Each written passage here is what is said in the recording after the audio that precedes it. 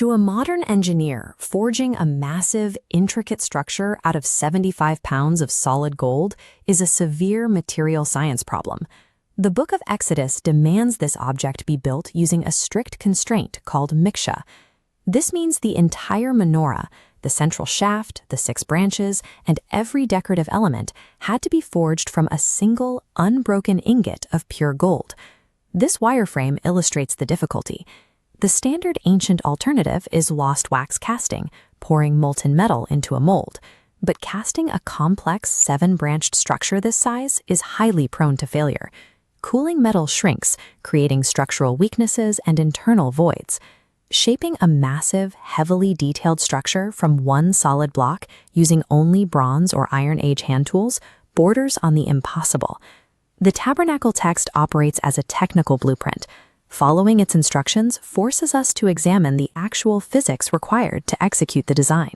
Pure gold is the most ductile metal on Earth, but its crystalline structure has a physical memory. As this diagram of a gold atomic lattice shows, every hammer strike compresses the atoms, locking them into a tighter configuration. This is a process known as work hardening.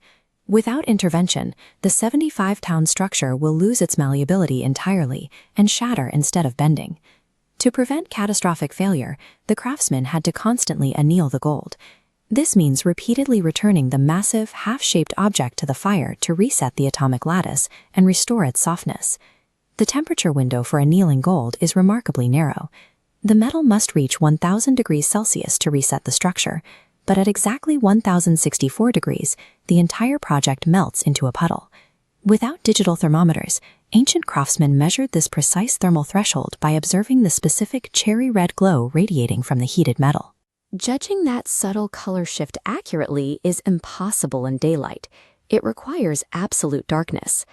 The pitch-black environment described in the text allowed the smiths to monitor these subtle shifts in luminescence, a technical necessity for the artifact's survival. How did a group of nomadic, escaped slaves possess the knowledge required to execute atomic-level manipulation of heavy metals? They brought the methodology with them from Egypt, which represented the highest tier of metallurgical craftsmanship available in the Bronze Age. The evidence of this mastery is visible in artifacts from the era immediately preceding the Exodus. Tutankhamun's mask demonstrates flawless gold manipulation and intricate material bonding on a highly detailed scale. Egyptian workshops utilized specialized blowpipe technology, forcing concentrated oxygen into charcoal fires to reach and sustain the required 1000-degree temperatures. But those were stable, well-supplied imperial workshops. The menorah was forged in a hostile, resourceless desert environment.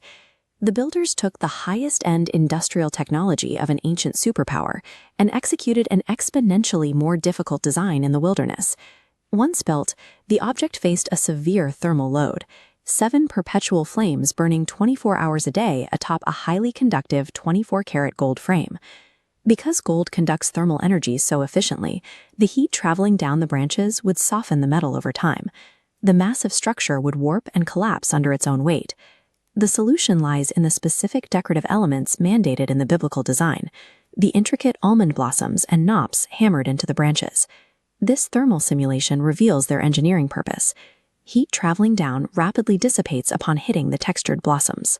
The complex geometry radically increases surface area, bleeding thermal energy into the air before reaching the central shaft. In comparison, a smooth-branched menorah fails the test, structurally deforming. The intricate geometry mandated in the text provides a built-in thermal management system, maintaining structural integrity under constant use. The mechanical demands on the menorah were just as extreme. Massive cantilever stress concentrated at the specific joints where the 6 heavy side branches intersected the central vertical spine.